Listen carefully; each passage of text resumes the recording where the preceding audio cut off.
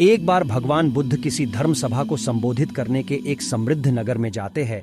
जैसे ही नगर के लोगों को पता चलता है कि महात्मा बुद्ध हमारे नगर में धर्म सभा को संबोधित करने आ रहे हैं, तो वहां के बड़े बड़े राजा महाराजा, साहूकार, जमींदार और सभी समृद्ध लोग महात्मा बुद्ध के लिए सभी अपने अपने अनुसार बड़े बड़े उपहार लाते हैं और एक एक करके सभी लोग भगवान बुद्ध को महंगे से महंगे उपहार भेंट करते हैं।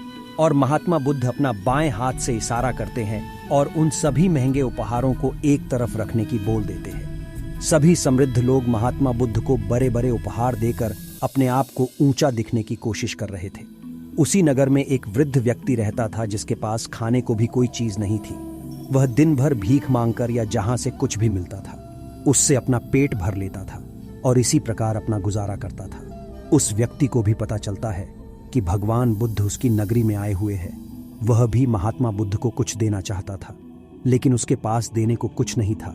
वह व्यक्ति एक आम के पेड़ के नीचे बैठा हुआ था और आम के पेड़ से गिरा हुआ आम खा रहा था।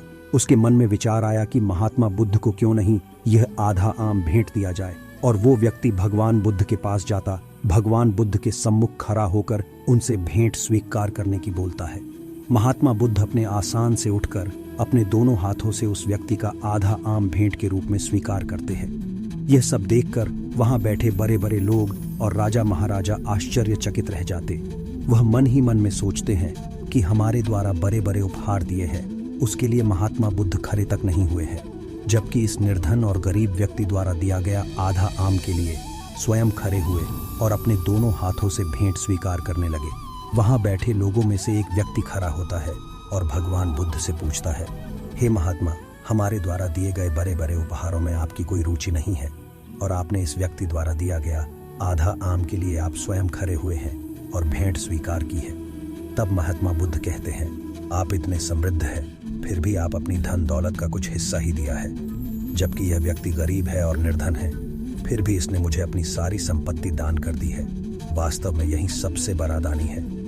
दोस्तों, इस कहानी के माध्यम से भगवान बुद्ध हमें यह संदेश देना चाह रहे हैं, दान छोटा या बड़ा नहीं होता है और यह इस बात पर निर्भर करता है कि आपके पास कितना है और आप कितना दान कर रहे हैं। असली धनी वही व्यक्ति होता है जो अपना बिना कुछ परवाह किए बिना अपना सब कुछ दान कर देता है।